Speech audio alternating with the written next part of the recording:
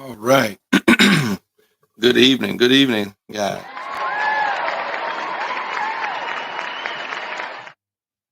This is Coach Smith, and we are live. Appreciate you guys joining once again. Looking to always be consistent with coming on the podcast or or going live on IG, and I'm on YouTube and Facebook. I appreciate you guys joining. Coach Smith and Love the Game, 24/7. So, are you guys ready tonight? Are you ready? Let's see if you are ready.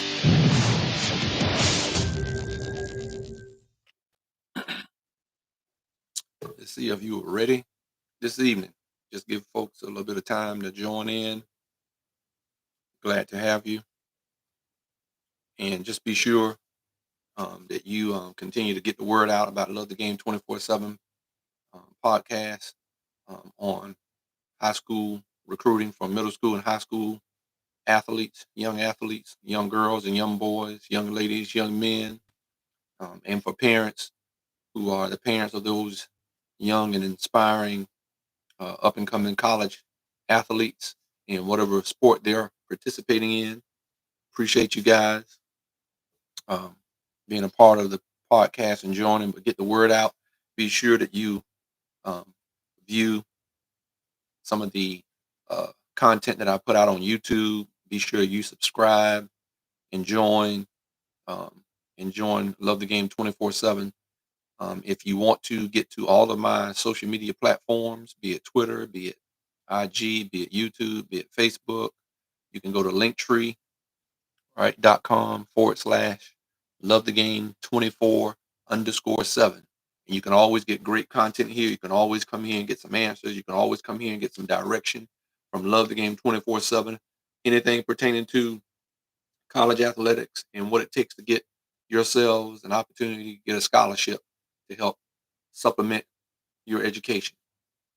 It may not always be a full scholarship, but any type of scholarship in your sport is great to help supplement your education that lightens the load for your parents.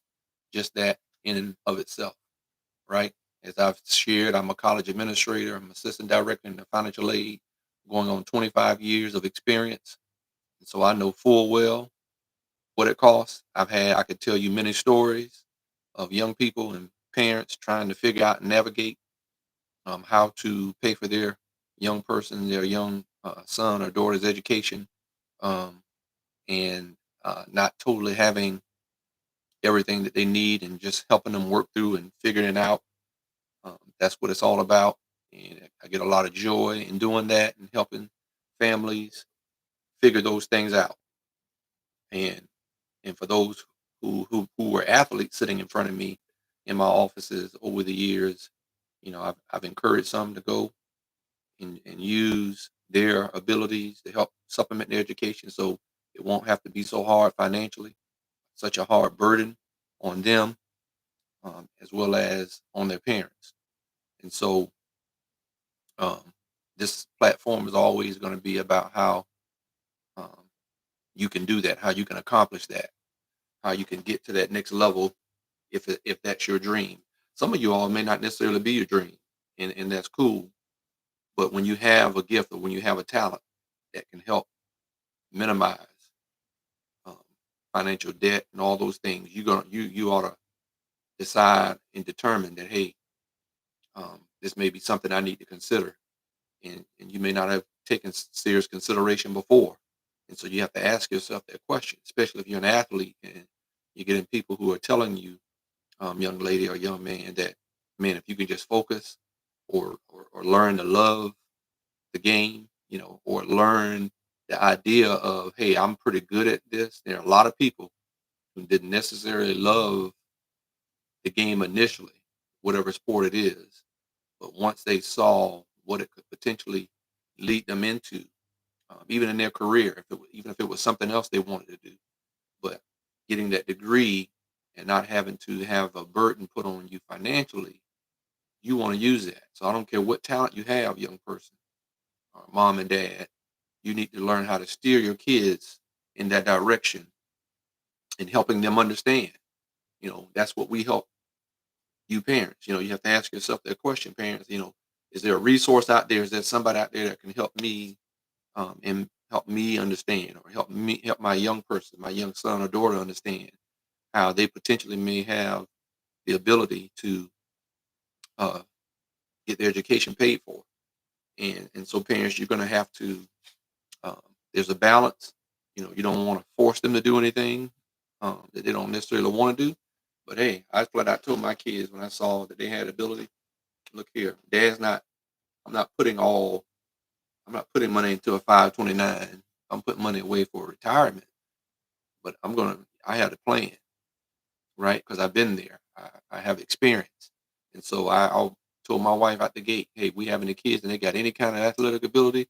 That's the route we're going to pay for their education. That's going to be our investment, right? To pay for whatever we need to get them to pay to play, gear or whatever they need. That's going to be our investment.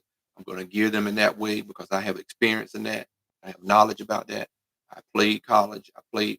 I had the blessing of playing professional football, following in the footsteps of one of my older brothers. So I knew full well the direction I was going to lead my kids in if they had any kind of athletic ability. And I don't care what sport it was, and I don't care if I had girls. I didn't have the blessing of having girls. I would have loved to have a daughter, but my wife shut it down. Said nope after two, and I said okay, well this is what it is. This is the direction we're going in. If these young boys have any kind of athletic ability, this is the route we're taking. We're going to figure it out, find out what they love, steer them in that direction, pay for whatever we need to pay for. If it's something that I wasn't knowledgeable of, as like golf, I didn't have a lot of experience growing up playing golf, but when I had my kids, some of the first sporting gear that I bought them were their kid-sized golf clubs, and they were in the First Tee program. And I know First Tee is nationwide to help encourage um, the younger kids to play golf, mainly trying to encourage minority youth or minority kids to go into golfing as an option. And so it may not always be football or basketball, and I was okay with that. It didn't matter to me with my kids. I was okay with them not playing football like their dad and uncle um, participated in, but I wanted them to find something that they enjoyed, that they took hold of and made it their own, and not from me just like pushing them the way I wanted them to go. But I did want them to go into sports if I saw they had any kind of ability, and I saw that at an early age with my kids that they had athletic ability, and that's so it was like, okay, here we go. Let me introduce them to several different types of sports and see if it's something that they cling to and that they enjoy. So that's what I did, and that's what you parents should be doing out there. If it is your desire for your young person to go to college, figure out what it is. If they play a musical instrument, even in that, I did the same thing with music. It wasn't just sports. I, I geared my kids towards playing instruments and those types of things to also help encourage them to see if they had or what other talent they had, because we have more than one talent and gift. But when it comes to sports, as I've shared on several podcasts before, there's a small window of opportunity when you have the sport, and you need to get everything out of it that you can. But as I was sharing earlier, you got to ask yourself a question, young person, and even parents, but young person, you playing the sport, that sometimes it's not always about that. Um, oh, I don't love it like somebody else. Sometimes you need to love it for what it can do for you, what it can, like getting a scholarship to help pay for your education, and then commit to that. Okay, I've seen a lot of kids, and I don't know the whole situation where they tell their parents, "Oh, I don't want to play sports anymore," this or that. And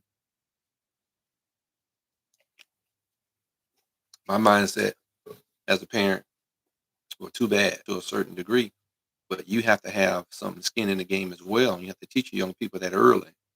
I remember my father telling us as kids growing up that as long as we were pursuing something, he would allow us to be home, to live in the house up to a certain point. But if we weren't pursuing something, in like a career, going to college, or whatever type of skill set in the workforce that we could do, or if you were going to go to the military service or something of that nature. His mindset was, well, he always told us that we should go to college. He always encouraged us as kids, and my mom as well, to go to college. And and I also remember him encouraging us, hey, you can play a sport and possibly get a scholarship, and it doesn't have to be football, because he really didn't care if we played football or not. But he whatever it was that we gravitated to, that's what he involved himself in. So since we loved football and basketball, um, he was very involved with coaching us as kids growing up with football. And he basketball was my father's love. So and actually my both my older brothers were taller than me, so and they were pretty good athletes as well, and they had a love, I think, more for basketball than they did for football. One older brother got a scholarship to Liberty Baptist University, which is Liberty University now that they call it, in track and field, and he was 6'2", probably 220 something, 230 coming out of high school. My oldest brother, and he played. Uh, Actually, he was on the soccer team back home in Florida. He was. Um, I think he even had opportunities to potentially get scholarships in soccer, but he threw the shot put and the discus in track and field. And so he got a scholarship in track and field through the shot put and discus. But I remember going over and watching him perform in track and field and in soccer when he was in high school. Our father would take us over because we didn't have the same mom. So my brother lived in a town, older brother lived in another town, not too far away from us. But my father's like, nope, you're brothers. I don't care how it is, but y'all brothers.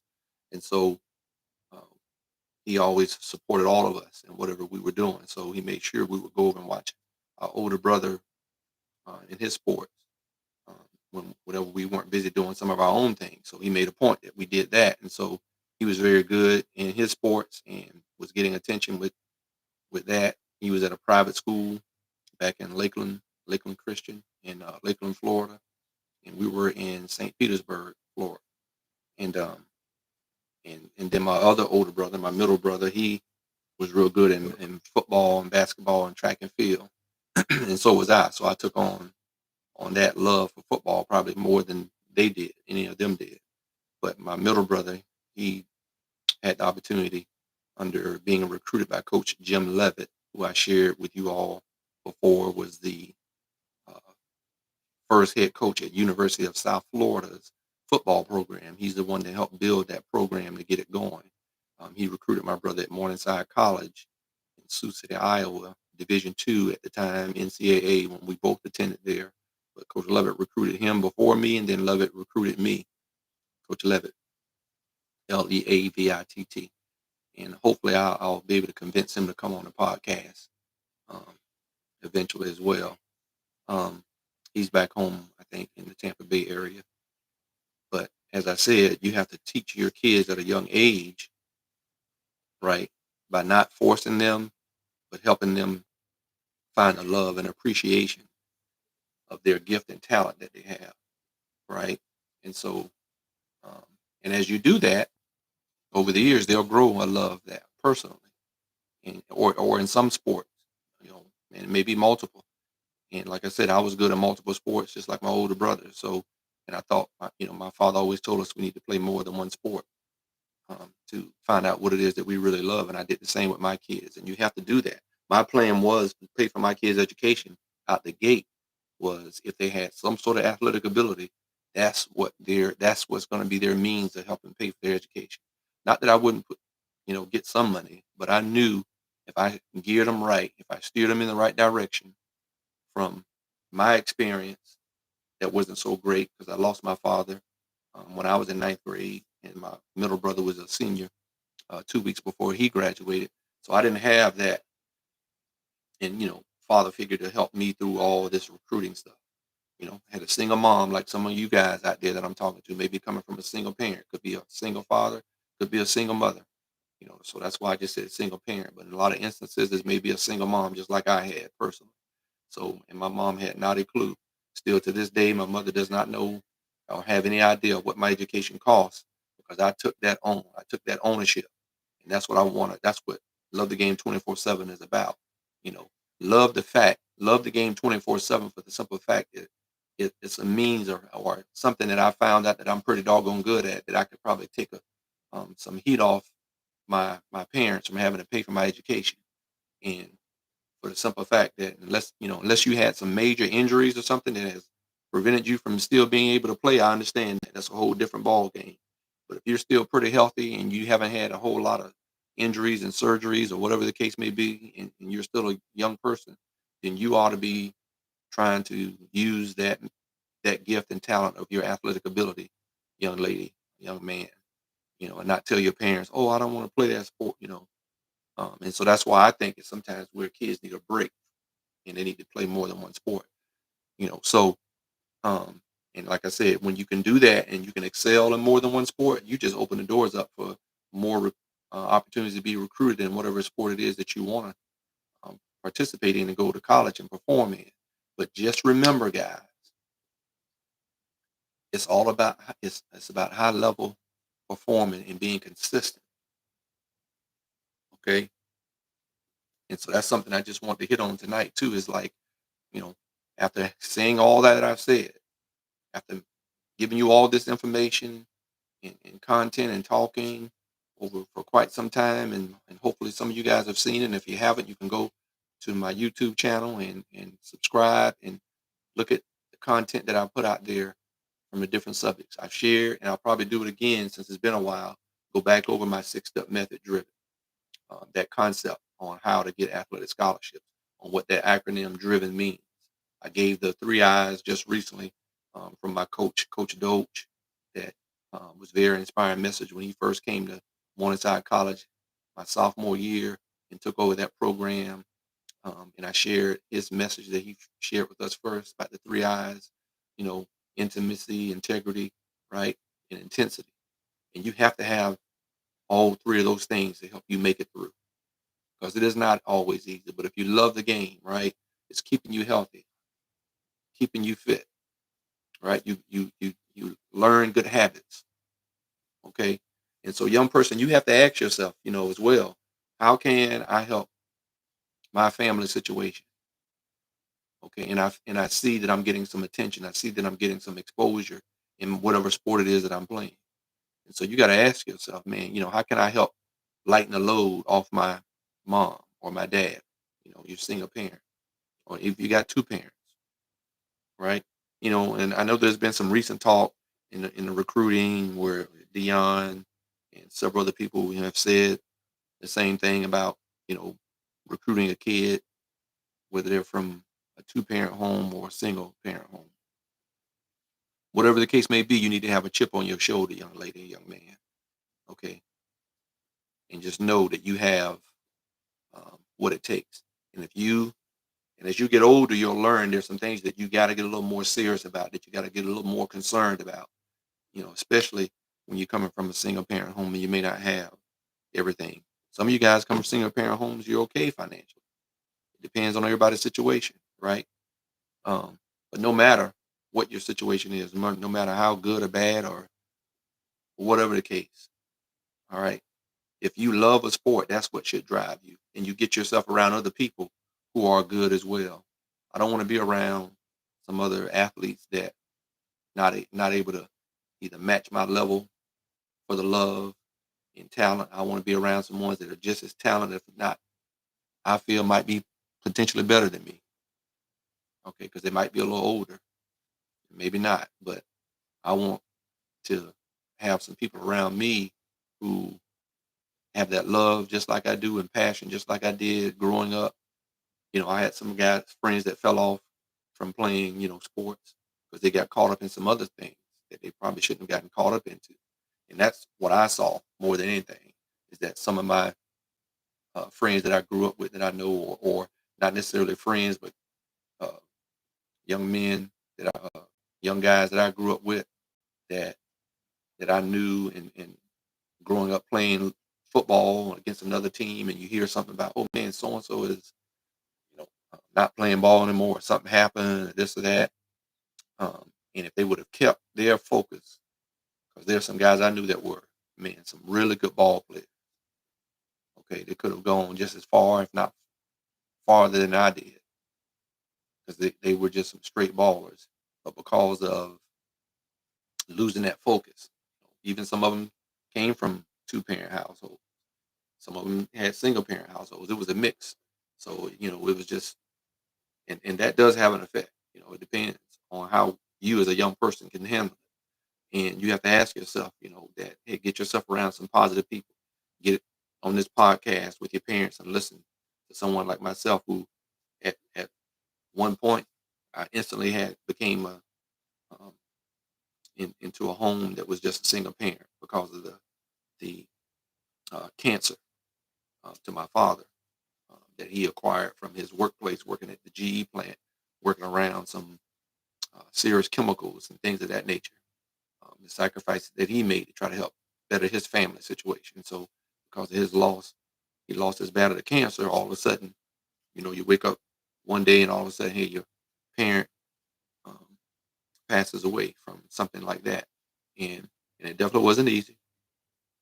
Um, Still probably need to get some counseling for it as though, even in my age now, still, because I know there's some things, where growing up in that situation and being an athlete and not having your dad around anymore, it takes, that has an effect on you. But however, but because of how I was raised and the older brothers and sisters that I had who stayed on top of me to keep my head on straight, because at times they saw me being a knucklehead, and me learning how to figure some things out. It would have been great to have something like 24/7, Love the Game 24/7 podcast, but we didn't have this kind of technology and we didn't have this kind of information. So I didn't, I mentioned before on a pod on my pod recent one of my recent podcasts about you don't have time for the crying and this and that, and maybe some people took that wrong, but we all cry. I even cried. I ain't gonna sit there and tell you like I did, but we can't live in our pity party. You got to do your best, get around some good people, positive teammates, um, whatever you can. And it made it even tough on us, even in my situation, because I also had a high school coach, head coach, who didn't invest in us. So that made it even tougher that we were doing a lot of stuff on our own. Okay. And some of you all had that situation and some of you don't. Some of you have a situation where you have good coaches, right? Who's, and that's why I did what I did with my kids and made sure I was in a program because I knew I wasn't going to let them just play for anybody. And so I made sure as a parent, I took everything that I knew. And some of you guys don't know. That's why you need to get on this podcast so you can learn. That's one of the things you're going to be having questions, about how to deal with a difficult coach, right? Just like coaches sometimes got to understand how to deal with some difficult parents, right? And so, but you don't have any resource, you don't have anything or anybody you going to help you learn this. And so that's what Love the Game 24/7 podcast is all about, to try to alleviate a lot of this nonsense that happens in high school sports. Putting some high school coaches on notice that need to not carry on in a way that is not healthy for their young people, that they are very influential, have a lot of influence. Our coach had a lot of influence, but it was negative because he was, I don't want to use the term lazy, but yeah, I guess you could use that he didn't invest in us to try to help a lot of that talent that came out of that school. It was due to a lot of us figuring stuff out on our own, helping each other.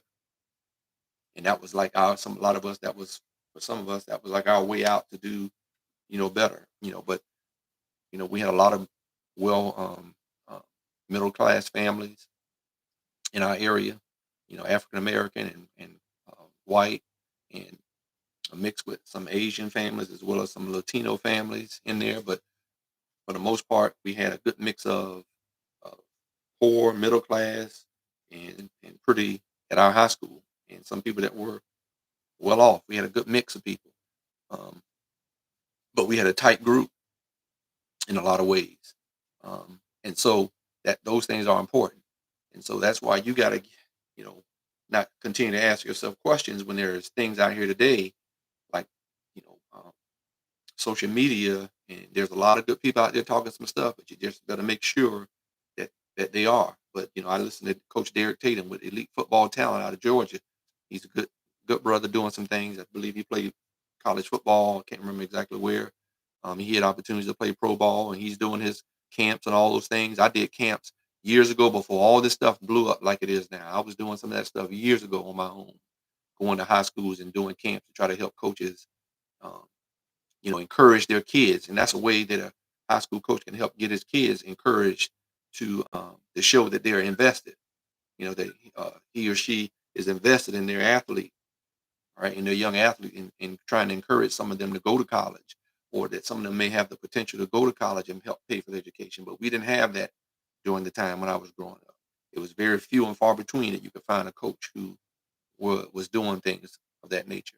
And so I knew from my experience, if I had once, I've always had in the back of my mind, man, when I get older and have a family of my own, I'm going to make sure, as long as I'm alive, I'm going to be involved in my kids' opportunity if they have some sort of talent in anything. I'm not going to be um, not there. Granted, my mom was a single mom, and all of a sudden, instantly, she loses her spouse, and she has to work. Now, my mom did support. She came to games. She did all those things. But like I said, you student athletes, sometimes you got to encourage yourself. You got to encourage yourself. You can always look for a pat on the back. You can't live in pity party. Okay. You cry, you get through it. I don't care if you're a young man, young lady, you cry, whatever it is, you uh, punch a pillow, whatever it is you got to do, get your frustration out, but don't live there. You got to get past that, and you got to get refocused. You can't just let go of that dream or goal that you may have had because you run into something. Because a lot of us that I grew up with, because of what we had at our high school, and not a high school head coach that was investing in us, a lot of us could have just gave up. A lot of us could have quit and just, and some did. There were some that did. And to me, that's on the coach. You know, he's going to be held accountable for that. And as a coach, I wouldn't want to be held accountable for negatively influencing young people when I know they have some opportunity. I know that coach that we had can't be uh, feel great, right, about years of not uh, investing into the young people. We invested into that program and helped him, but we didn't get it wasn't reciprocated.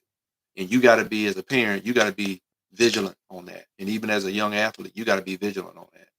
And so I'm not saying you should just go transfer all the time, hop around, find a place while they're young in middle school and do your research, mom and dad, on what's best for your young um, female athlete, your young male athlete, what's the best place for them to go and pursue their dream of trying to get college, because that coach over there, she's doing a great job of helping her young ladies get to college, or her young men get to college in whatever sport that coach is coaching. And same thing for that young head coach. He's helping his young people get to college. If you don't have a place like that, then you need to get up. You need to run as far from it as quickly as possible. If that program is not putting young people in college and helping them get scholarships, those we know, because there's no question that they should go play college somewhere at some level, right? And so if you're not in a place like that, you need to run as far and as quickly as possible. We were ready to relocate in another part of the county if we had to be sure our kids were going to get the right coaching. And I made a point to go into coaching because I had that experience as playing college and pro football and running track all most of my life as well.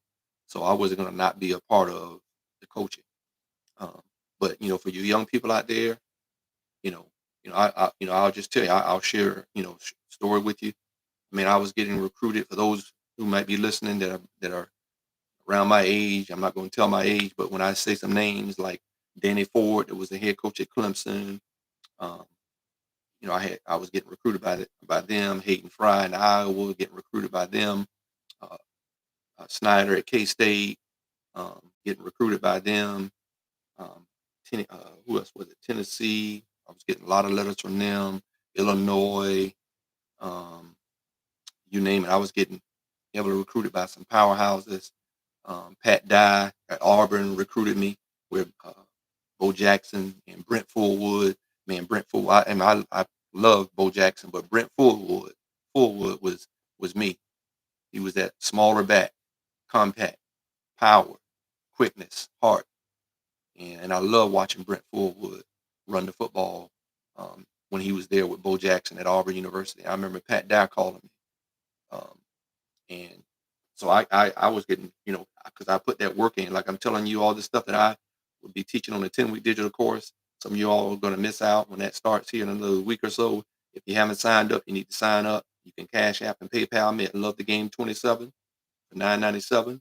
And if you need help on a payment plan for 3, 6, or 12-month payment plan option, you can email me at love the247game@gmail.com, and we can uh, get you all set up. But that's going to be starting here soon. So if you didn't get in and get all this great content that I'm sharing with you right now, this story that I'm sharing with you, I was getting heavily recruited. You know, I had it. You know, I went down to Miami with Jimmy Johnson. I'm down in South Florida where everybody know Miami has some great football in South Florida, just like we do in the Bay Area. Telling you that right now.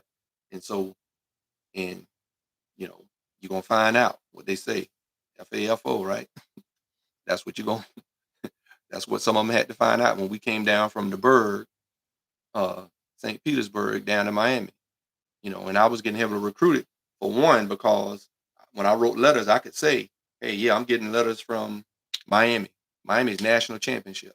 I went to the football camp down in Miami, so now I got some meat to put in my letter, in my introduction letter to other schools. And when I put in that letter is that, yeah, this is who I'm getting recruited by.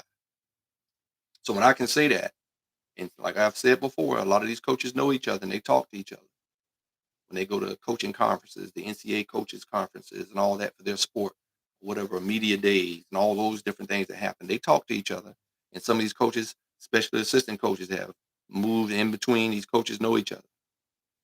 Okay, and um, so when I can tell you in this story that I'm sharing, I went to Miami and was ran the fastest 40, had the fastest 20-yard back pedal, all the different drills, the dips, and some of the lifting, and all those types of things.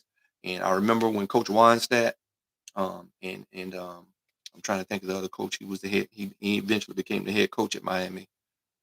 His name will come to me, but he had his recruit, and Weinstadt had me because Dave Weinstadt recruited our area in the Tampa Bay area. He was the University of Miami recruiter for the Tampa Bay area. And when I was at that camp, he had me go up against one of his other assistant coaches at Miami, player that he had recruited out of Apopka and some other guys, and I ended up, you know, competing against those guys on like one-on-one. You know, they had me come out the backfield because I was getting recruited as a running back and potential DB. And so when I went up against these guys, I beat them. And so here I am down here with the guys from South Florida, Miami, Fort Lauderdale, Apopka, you name it, people from all over the place. And I end up being like the camp MVP. I left there to camp MVP at University of Miami, out of all places. And I remember when I was there, it was like 4 or 5 guys that they pulled out and had Michael Irvin and Vinny Testaverde talk to us in the team locker room. Now the coaches couldn't be there because of the NCAA rules, but they had, oh yeah, go. The thing was, yeah, go run over there in that locker room and grab some stuff for us. And when we went to that locker room, the few of us went to the locker room thinking we were going to get some gear to bring out back out to the field. You know, they had Michael Irvin and Vinny Testaverde, and those guys specifically said to us, those 5 of us that went in that locker room thinking we were going to grab some gear, not knowing that it was going to be Vinny Testaverde and Michael Irvin in the locker room. And they pulled us aside. I remember this, and Michael Irvin mainly was like saying, "Hey, look, you know, they called us in here because they saw that you, several guys, were killing it at this camp, and they pretty much broke down how the Miami, um, how things work at University of Miami, why they're national champions, and letting us know that, hey, if we're being considered to be recruited by University of Miami, we need to take it serious." That's pretty much the conversation that Vinny Testaverde and Michael Irvin had with us in that locker room. That brief conversation and we're like, oh man, this is Michael Irvin and Vinny Testaverde, pretty much, right? And so that story that I shared with you, like, really put me on when I left there, and I was the camp MVP at University of Miami, and that was where I had my heart set. But I wrote a lot of letters and did a lot of different things. I should have went to more camps, but it really didn't hurt me because when I can say University of Miami national championship team, that I can write an introduction letter and that I can put on there that I was the MVP at the University of Miami Hurricane Camp on my player profile, that's going to get coaches' attention. Okay, and it did, and it started getting me more exposure. And Coach Levitt, used to even tell my brother that, hey, I know Jeff is going to be going Division 1, man, because he's because Levitt recruited his area. He was from St. Petersburg, so for Morningside College, he recruited Florida, the whole state.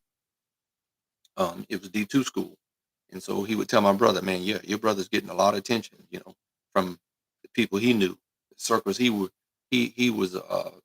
very connected with for that area, about who's who in the Bay Area for recruits. And he would tell my brother, "Oh yeah, your son's name comes up. Your brother, I mean not son, but your brother name comes up all the time." Um, but as I said, I didn't have a high school coach who was invested in us. He pretty much ran people off. Um, I mean, I had my SAT, ACT scores right by my junior year. I had my GPA. I took honors courses to even get my GPA up higher. I was doing all the stuff that I knew to do, unbeknownst to me. I didn't have a coach. Found out down the road, you know, things that I learned um, that kind of discouraged. But I could have easily, and even in that situation, not having my father around, I could have easily hung my cleats up, put my tail between my legs, and surrendered. But because of my love for the game 24/7, people, why I'm sharing that story with you, because it hurt. It hurt to find out some of the stuff that I found out about what the high school coach wasn't um, helping us out, pretty much discouraging us from getting recruited by Division 1 schools. And I knew I was a Division 1 player. And I even waited a little while trying to put off because I was hoping I would still get an opportunity. And then after Coach Levitt spoke to my brother, he just said, hey, look, you need to tell Jeff to hurry to make a decision because he may not even get a full scholarship with us at Morningside, which I didn't initially because I waited a little bit too long because I still had my heart set on playing, being a Division 1 ball player. And so I shared that story to tell you guys that don't keep putting things off too long. That's why I'm saying right now, doing this podcast to help teach you guys now. It starts early in middle school or high school, and you have to take it serious. And coaches have to be better. Okay, we can say all this stuff about parents being, crazy or this or that, whatever they want to say. But some of the coaches out there, you need to be held accountable as well for not investing into your young people like you should be. Like what I had, a lot of us fell into. Not just me. I mean, I'm talking years of guys, you know, fell into this. Now, when that coach left a year or two after I graduated high school, and the other coach that we had on our JV got the head coaching job, man, everybody was going, getting some Division 1. Tom Carter, some of you guys may be familiar with Tom Carter, that went to Notre Dame, and William Floyd that started at Florida State, won a national championship with FSU, and then went on to San Francisco to start at San Francisco. These guys were a couple of years behind us that we kind of helped groom, to keep that Lakewood Spartan reputation going, and they held it up, you know, and they went on and did their thing and got to the end of major college. But Coach Niners, who took over that program, man, he did a solid with making sure he invested into those student athletes, and we were hoping that he would have gotten the job while we were still in high school, but it didn't happen. So we had to deal with things like that. So that's why I say I shared that story to let you know that you don't ever quit. I don't care what the situation may look like, right? And so I had to take that Division 2 scholarship because of the issues that we were dealing with. Okay. And so I had to, humble myself and still say I gotta do what I gotta do because my mom doesn't have the ability to pay for me to go to school. So when I signed my scholarship, it wasn't a full scholarship. It was probably like uh 75% football. And because Coach Levitt was also the head track coach, he was assistant head coach and D coordinator at Morningside, but the head coach in track. And so he gave me whatever he could with some track money because he couldn't give me a whole lot of money in track because D2 school, they didn't have a lot of money with track. And he had some other athletes, some other young ladies and young men who he gave, you know, most of that money to already, that he was recruiting for the track team. So I got a little bit of money of track and football and a little bit of academic money. And so uh, that left me with about $10 or $12,000, somewhere in that range when I graduated, that I had to come up with. So I had to get a student loan to cover that first year expenses.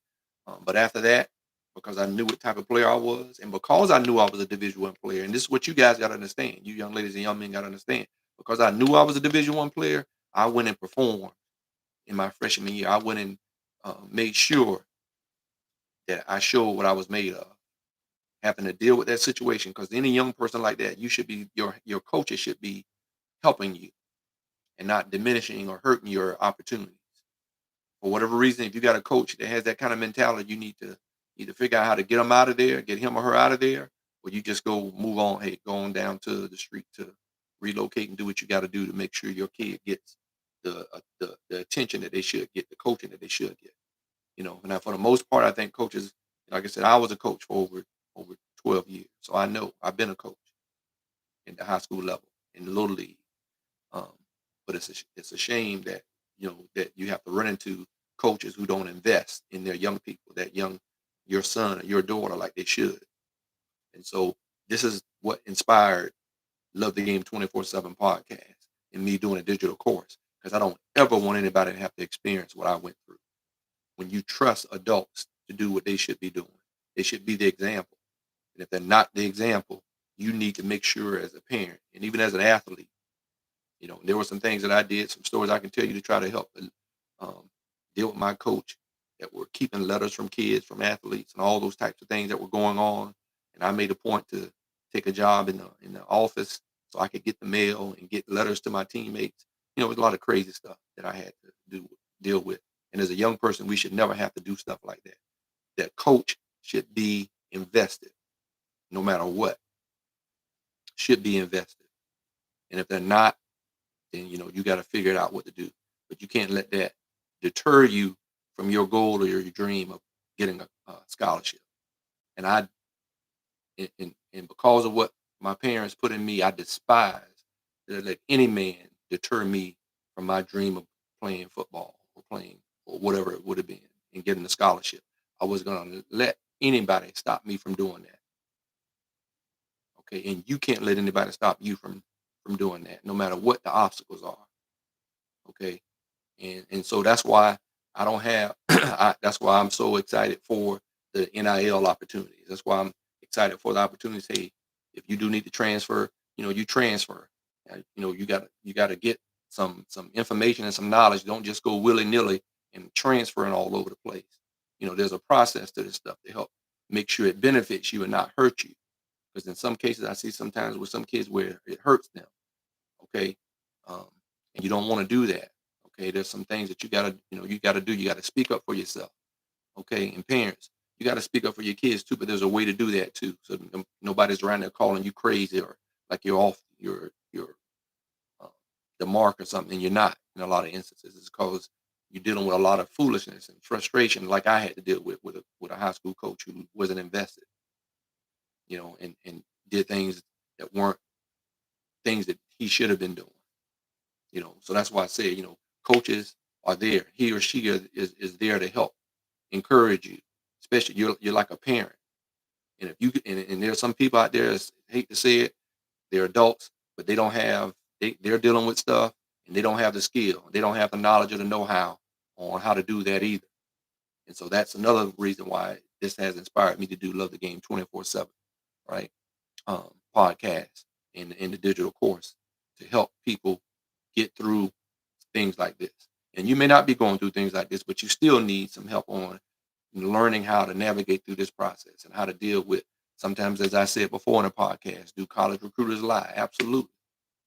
You know, I was told by Coach Lovett that I could probably come and play my freshman year. He didn't make no guarantee, but he's like, hey, he felt because of my ability and getting recruited by a lot of the Division 1 schools, I was a D1 talent, level kid playing Division 2. And I wasn't the only one, but you got to make sure you answer the call, young person. You can't say, oh, yeah, um, I should be balling, then go show it. If you should be balling, then you go show it. You can't be whining and crying. That's what I meant by it. You can do it for a minute, but you got to get past it. And you got to show up and you got to be consistent. You got to have some persistence and you got to learn how to encourage yourself. And you got to have some resources. You need something like Love the Game 24/7 to tap into, with Coach Smith and some other um, things that I'll be involved in and wanting to help. Because it wasn't easy at all.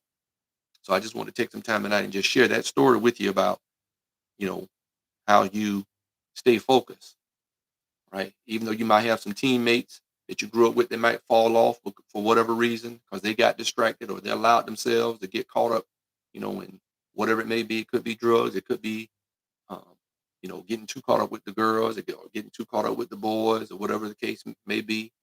You know, getting yourself distracted, and you can't. I wasn't gonna let any of that stuff get me distracted.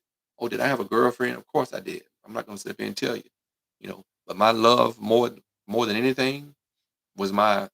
I was always focused on what am I gonna do to help my mom alleviate the frustration from my mom having to worry about how I'm gonna get my education taken care of. That was always at the forefront of my mind as a young person, you know. And because I knew I had a gift of speed and quickness and the love for the sport, I made sure that I stayed clued in on that. You know, was I perfect? No, by no stretch of the imagination was I perfect. Absolutely not. I had my scares. I had my slip up with things. I'm not gonna sit up here and tell you no lie. I'm gonna be straight. I'm gonna be 100 with you. You know, but even if it did, something like that would have happened. My goal was still like I'm going to school to play ball, get my education, and I take care of whatever I need to take care of. I'll be committed either way. It wasn't just going to be sports. I was going to be committed in whatever I need to be committed to, but it wasn't going to stop me from getting to where I want to be and fulfilling my dream of going to college and playing ball. And you got to have that same type of mentality. You got to have that same type of persistence. You got to have that same focus no matter what. And then do everything you can not to cause, in your control the things that you can control. That's what you have to do, young person, right? And parents, control what you can control, right? And don't put yourself in situations that you don't have to put yourselves in to miss out on opportunities. Don't go make a bad mistake like that Texas lineman where they gave the peanut to a kid that they knew was uh, deathly allergic to peanuts. Doing something silly like that. You got to think. I know my wife says all the time that front part of that brain of a young person is sometimes not fully developed in most cases until you're about 25 years old. So that's why sometimes we see a lot of things like, man, what's wrong with that person? And then when you get in when things come easy to you, when you're getting all the hype and all this other stuff and you don't know how to handle it, and parents don't reel you in to keep your head focused, then you just think you can do whatever you want to do. And that's not the case. It's going to catch up with you eventually. And we want to alleviate that kind of nonsense. We don't want young people to miss out on their opportunities to have an experience like that because there's nothing like it if you do it the right way. And so I just want to take that time and share that tonight. So don't ever, you know, get yourself off task. Stay focused. Okay. Follow that dream and fulfill that dream of getting that athletic scholarship that you so desire to have, young lady, young man, to help your family out, to help your situation out, to give you some better options and better opportunities. I don't care what economic um, household you come from. If you love the game 24/7 and you're willing to make the sacrifices, you can't go to every party, you can't hang out all the time. You got to put the work in because eventually, my son will tell you, who's playing pro football with Arizona Cardinals, by way of the Jets and all that, and the Giants and all that. Since he's been in the league, he'll tell you he's come back and said to mom and dad, I appreciate you all, and I appreciate that he said that. You know, now he's got himself in a great situation. And so did my younger son, who decided not to play sports, but he, academic good, with his hands. He was good in sports. He was good with his hands, his brain, trades, and all different things he's doing. And he's put himself in a great position. I couldn't ask for a better situation, but I wanted to be sure that I put my kids in the right uh, situation to help them be successful. That's what it's all about. It's helping you young people be in a position to be successful. And that's what you parents got to do and get involved with this digital course, 10-week digital course. Get yourself signed up, make it happen. If you miss this time, you can hopefully get in the next one, the next start, but you need to get into this one if you can. As I said, we have a 3 and 6 and 12-month payment plan. And if you need information about that, love the 24/7 game at gmail.com. love the 24/7 game at gmail.com. Send Coach Smith an email, or you can just straight up cash out me 997, right? Cash app or PayPal at love the game 27 and pay your fee, okay? Because the Black History Month discount is over. But there may be some other things coming down the pipe as well. But you need to get this 10-week digital course to help you get answers and questions and things like I shared tonight, and get even deeper, right? Get even more information. And so I appreciate you joining me tonight. Um, I hope you have a blessed rest of the week and a blessed evening. Thank you for joining me. Get this information out and share it, all right, with those that you know that have a young person, young lady, a young man that's trying to go off to college and need some encouragement. But let's stop waiting to the last minute. Okay, let's not wait till the 12th hour. We need to be early on this stuff, right? Because I don't want anybody to ever have to experience what I had to deal with, what a lot of us had to deal with back when I was growing up, with some coaches who aren't invested in their athletes like they should be, in helping them fulfill their dream. There's a lot of coaches out there that's doing it. Trust me, there are. Okay, but there are some who run into some issues, and we need to shut that foolishness down. So thank you. Um, and I look forward to you always. I'm here Wednesdays, unless you hear something otherwise. Wednesday nights at 6:30 with Love the Game 24/7 podcast, and Saturday mornings at 11:30 Eastern time on Saturday morning. And so I appreciate you guys. Have a great evening, and take care of yourselves. Until next time.